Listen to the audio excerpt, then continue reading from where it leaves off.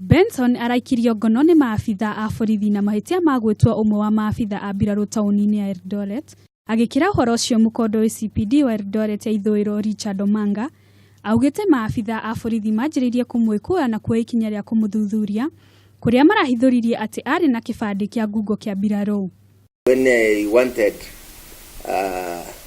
a person to be detained in a cell and they demanded 100,000.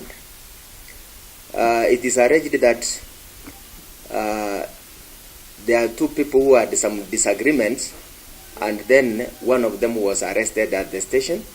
And since the officers wanted to get more details, they released that person on bond. Later, this person came and introduced himself as a senior officer in the government.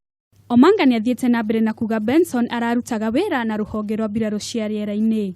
They found that this person was actually cheating the officers. The officers have made a step by even visiting his residence, and also the area people who confirmed that this person is not working with the army.